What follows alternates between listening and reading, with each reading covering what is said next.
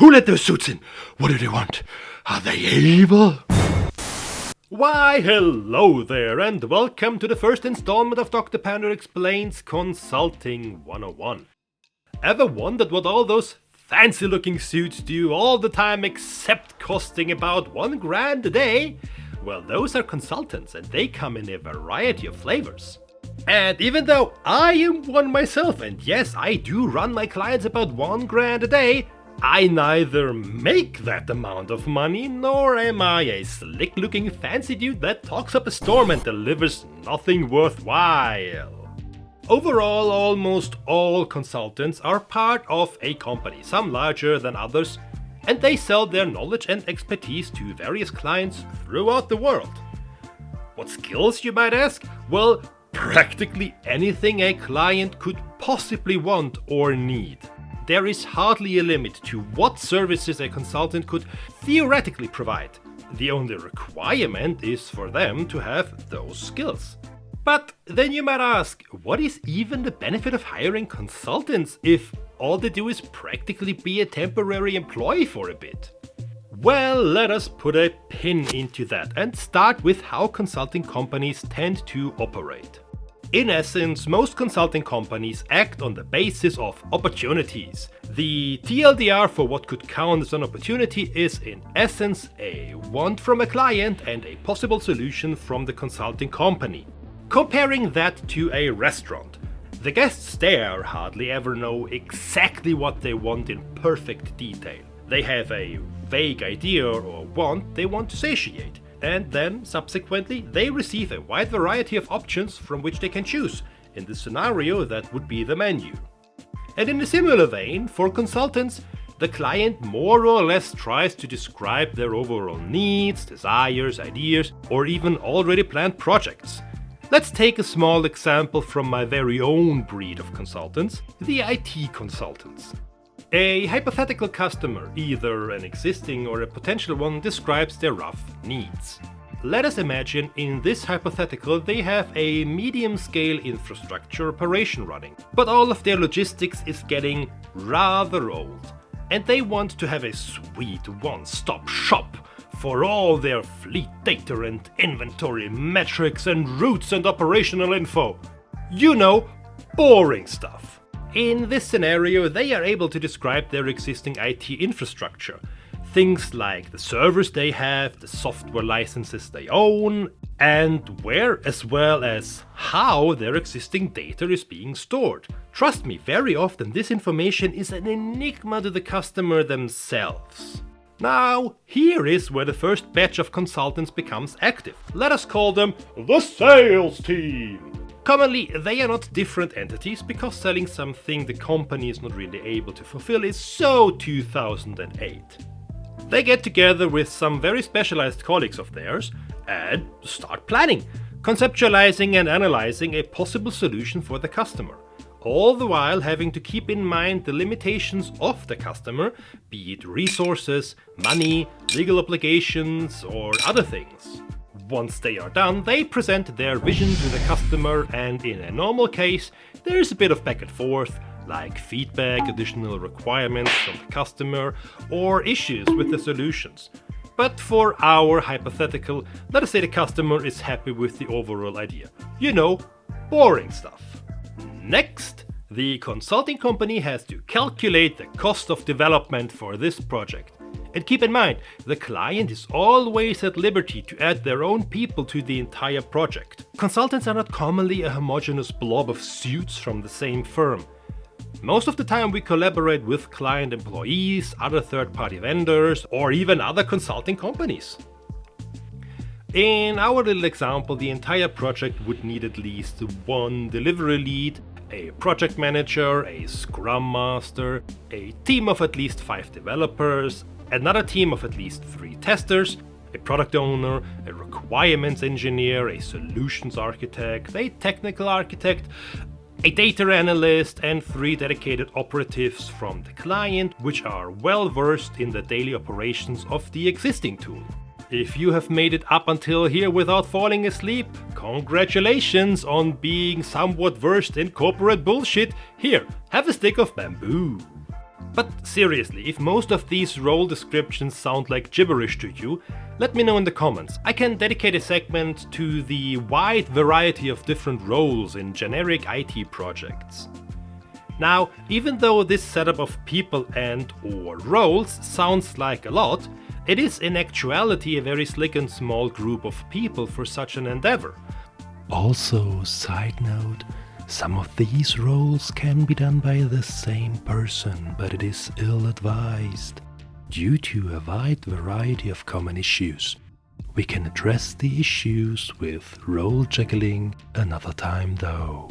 So we now have the vision of the client, the concept to achieve that vision, the roles needed to do so. Now we have to find people that can also fit these roles. And I think by now most of you will have sussed out why companies regularly take the services of consultants. So let us circle back to that pin we placed before. Let us put a pin into that. If, for example, the client would want to save money and fill most of the roles proposed by the consulting firm themselves, they would have to have people with those skills both in their employee and, most important of all, have them be available for a project that would run at least half a year. So yes, consultants are in essence an expensive temporary workforce, but they come with the required skills, are ready within mere weeks, and do not need to be held after the project is done. Now, let me stop right here for a quick second to address something that is becoming too common again, something I had hoped to be left in the past. A hideous business practice that takes advantage of the spontaneous nature of consultants, and one that our companies sadly have no trouble aiding in. Putting pressure on existing workforce or firing people that demand fair pay or adequate treatment. Sadly and infuriatingly, it is getting more and more frequent, again, that ill-natured managers/CEOs want their own workforce to stay in line, earn nothing but the legal necessities and squeeze them until they either burn out or cave to toxic circumstances. And one very easy way to do that is with consultants. Because even though our daily rates far exceed those that these bad actors would have to pay their own employees, we are only here temporarily. We are always budgeted differently, i.e. not as a salary position, but as an expenditure, and we always come with the people necessary to fulfill the requirements. Or most of the time at least, but that is an issue for another video. Putting your staff under pressure by the mere possibility that their work, their entire reason for existence in your corporate space, could easily be outsourced to a large company that has people at the ready, that possibly can do their tasks even better, is a frightening experience.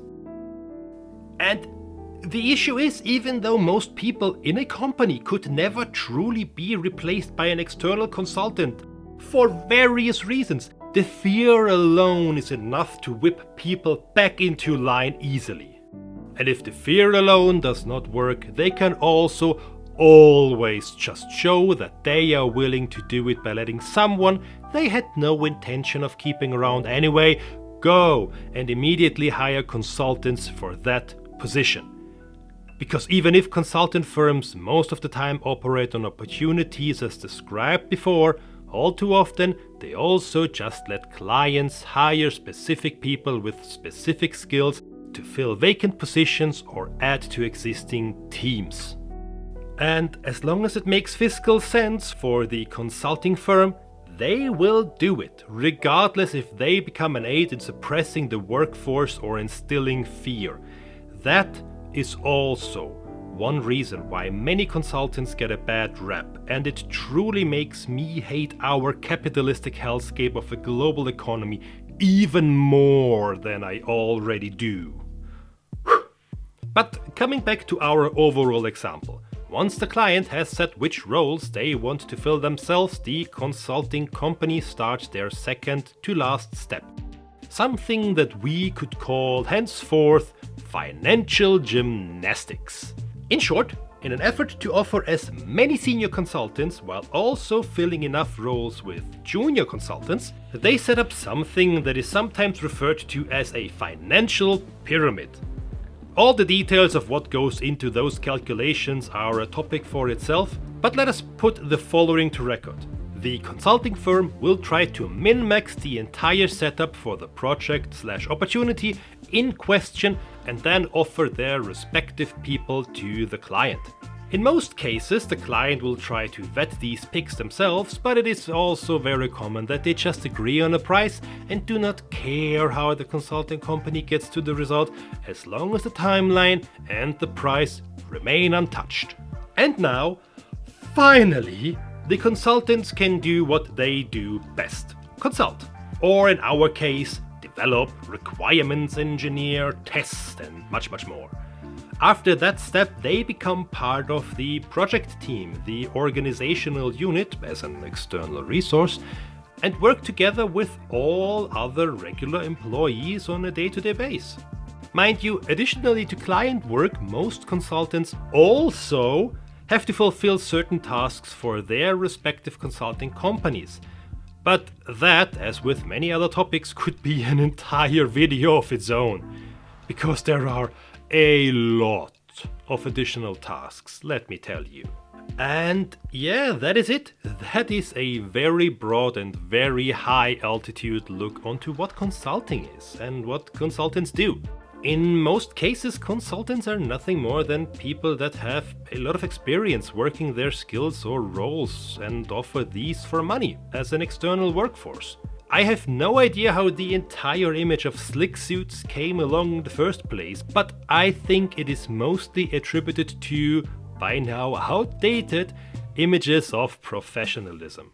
And if there is one thing that consulting companies love to do, then it is depicting themselves as the best in the game. Let me know if this video helped you a bit in understanding what all those fancy looking suits actually do all day long, or more importantly, why consulting is such a large business. Hope you learned something, stay safe and healthy, subscribe for more explanations from your anthropomorphic fluffball, and I shall see you in the next one. Bye!